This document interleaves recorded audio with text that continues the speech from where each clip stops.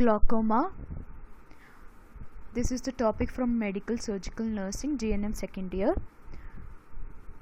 What do you mean by glaucoma? The term glaucoma is used to refer to a group of ocular conditions characterized by optic nerve damage. Glaucoma is the second leading cause of blindness in adults in the United States. तो glaucoma क्या होता है? Glaucoma group of ocular conditions है, group of conditions of the eye जिसकी वजह से optic nerve damage हो जाता है. अब ग्लोकोमा पढ़ने से पहले हम थोड़ा बहुत एनाटमी और फिजियोलॉजी पढ़ेंगे. जो एक्वस ह्यूमर है उसका फ्लो हम पहले एक बार देख लेते हैं, उसके बाद हम ग्लोकोमा में एक्चुअली होता क्या है वो देखेंगे. Aqueous humor flows between the iris and the lens, nourishing the cornea and the lens. Aqueous humor कहाँ फ्लो होता है? आयरिस और लेंस के बीच में फ्लो होता है और ये कॉर्निया और लेंस दोनों को नरिश करता है. Unimpeded outflow of aqueous fluid depends on an intact drainage system and an open angle between the iris and the cornea. अब जो aqueous fluid है वो आइरिस और हमारी जो लेंस है उसके बीच में से होते हुए, यहाँ आप देख सकते हैं iris, this is the iris and this is the lens, this is the iris and this is the lens. aqueous humor यहाँ से होते हुए इन दोनों के बीच में होता है और यहाँ से होते हुए आइरिस से निकल के यहाँ ट्रैबिकुलर मेशवर्क में जाकर कलेक्ट होता है. ट्रैबिकुलर मेशवर्क इसको अब्जॉर्ब करता है और उसके बाद ट्रैबिकुलर मेशवर्क में अब्जॉर्ब होने के बाद यहाँ पे कैनाल ऑफ श्लेम है, कैनाल ऑफ श्लेम में ये कलेक्ट हो जाता है.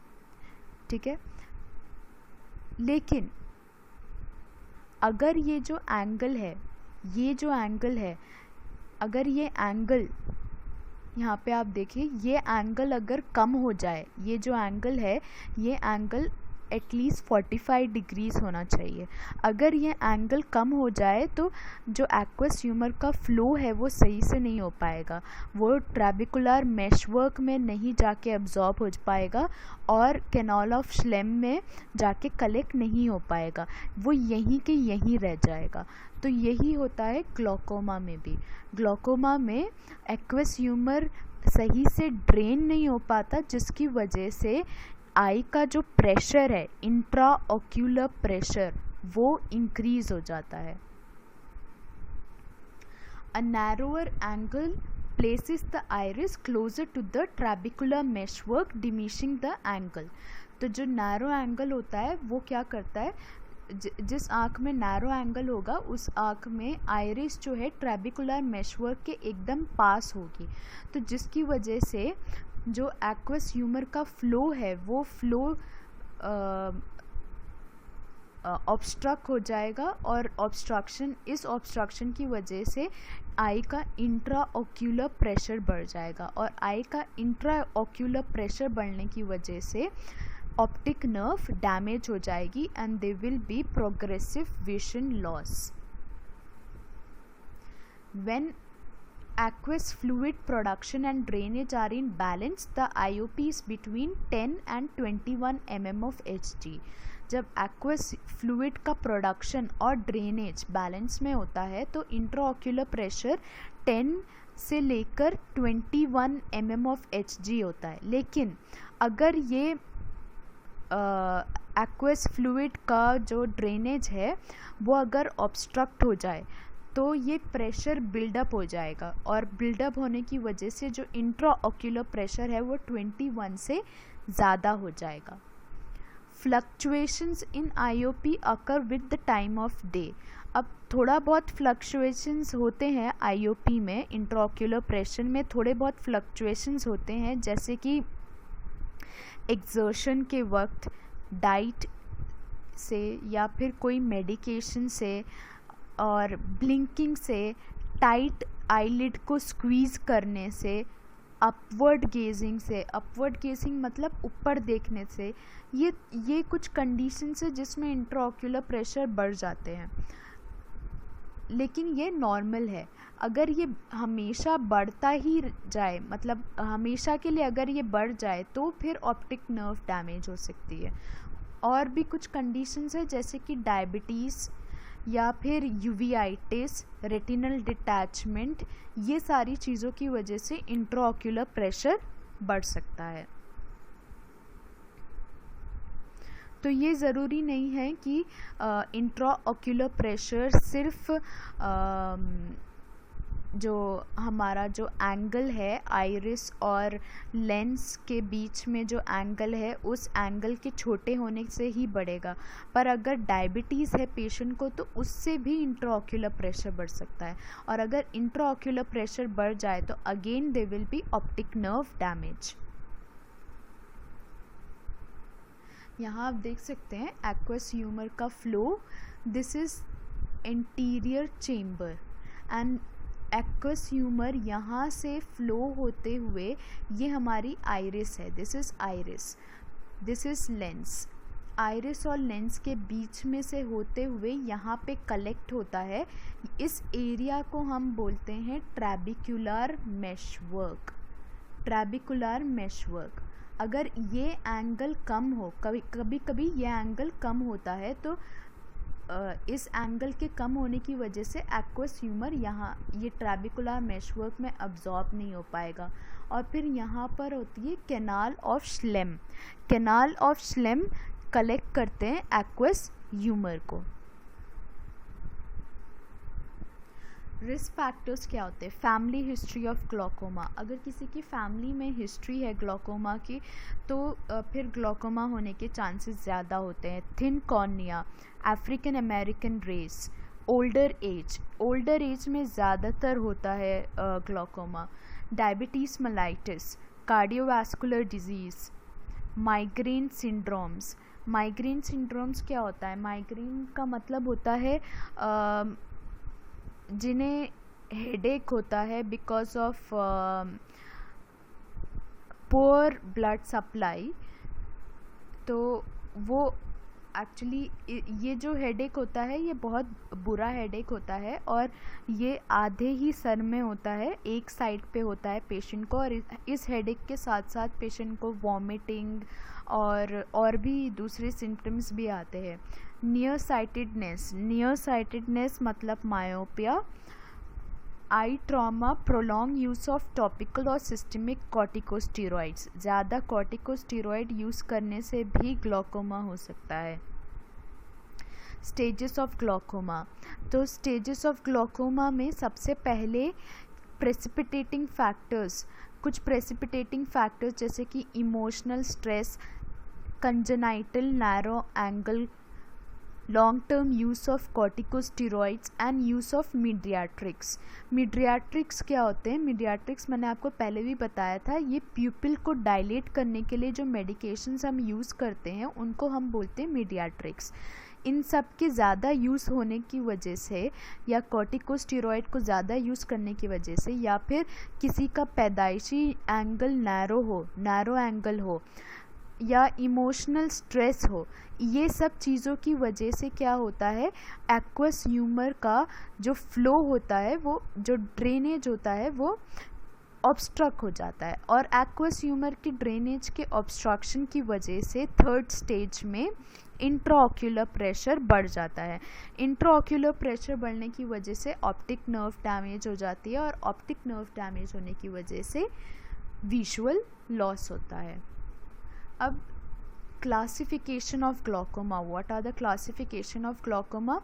ओपन एंगल ग्लॉकोमा और एंगल क्लोजर ग्लॉकोमा, ये दो इम्पॉर्टेंट क्लासिफिकेशन है ग्लॉकोमा के। उसके अलावा है कंजेनाइटल ग्लॉकोमा, जो पैदाइशी ग्लॉकोमा होता है उसको हम बोलते हैं कंजेनाइटल ग्लॉकोमा। और glaucoma associated with other conditions such as developmental anomalies और कॉर्टिकोस्टेरॉइड यूज़। और अगर ग्लोकोमा किसी और कंडीशंस की वजह से हो, जैसे कि डेवलपमेंटल एनॉमलीज, मतलब अगर कोई जेनेटिक डिसऑर्डर है उस वजह से, या फिर कॉर्टिकोस्टेरॉइड के यूज़ करने की वजह से, तो हम इस कैटेगरी में उसको कंसिडर करेंगे। फिर depending on the associated factors, primary glaucoma, secondary glaucoma. अगर ग्लोकोमा किसी डिजीज़ कंडीशन की वजह से हो रहा है तो तब हम उसको बोलते हैं सेकेंडरी ग्लोकोमा। जैसे कि डायबिटीज़ मेलाइटिस की वजह से ग्लोकोमा हुआ है तो तब हम बोलेंगे सेकेंडरी ग्लोकोमा। लेकिन अगर ग्लोकोमा किसी और डिजीज़ कंडीशन की वजह से नहीं हुआ है तो तब हम उसको बोलेंगे primary glaucoma. First one is angle closure glaucoma. Angle closure glaucoma में यहाँ पे ऑब्स्ट्रक्शन होता है, आइरिस और ट्रैबिकुलर मेशवर्क के बीच का एंगल बहुत ही कम होता है, जिसकी वजह से एक्वस ह्यूमर के ड्रेनेज में ऑब्स्ट्रक्शन होता है। और ये angle closure glaucoma is divided into acute angle closure glaucoma, subacute angle closure glaucoma and chronic angle closure glaucoma. Acute angle closure glaucoma में एकदम से पेशेंट का विजन लॉस हो जाएगा, ये एकदम से होगा। और सब एक्यूट में ट्रांसिएंट विजन लॉस होता है। ट्रांसिएंट का मतलब होता है कुछ देर के लिए विजन एकदम से लॉस हो जाता है। क्रॉनिक में प्रोग्रेसिव विजन लॉस होता है, मतलब थोड़ा थोड़ा करके विजन लॉस होता है क्रॉनिक एंगल क्लोजर ग्लोकोमा में। Next is open angle glaucoma. Open angle glaucoma में जो आइरिस और ट्रैबिकुलर मेशवर्क के बीच का जो एंगल है वो ओपन होता है, क्लोज नहीं होता, वो नॉर्मली होता है एंगल, लेकिन तब भी पेशेंट को ग्लोकोमा हो जाता है। और ये ग्लोकोमा कोई और रीजंस की वजह से हो सकता है, जैसे कि डायबिटीज़ हो गया या दूसरी और कोई रीजंस, कॉर्टिकोस्टेरॉइड यूज़ करने की वजह से, कोई और रीजंस की वजह से हो सकता है। और open angle glaucoma is divided into primary open angle glaucoma. Primary open angle glaucoma में जो सिम्टम्स होते हैं वो ये होते हैं, ऑप्टिक नर्व डैमेज हो जाती है, विजुअल फील्ड डिफेक्ट्स होते हैं, IOP is more than 21 mm of HD and they may be fluctuating IOP. Usually no symptoms but possible ocular pain, headache and halos. Halos का मतलब होता है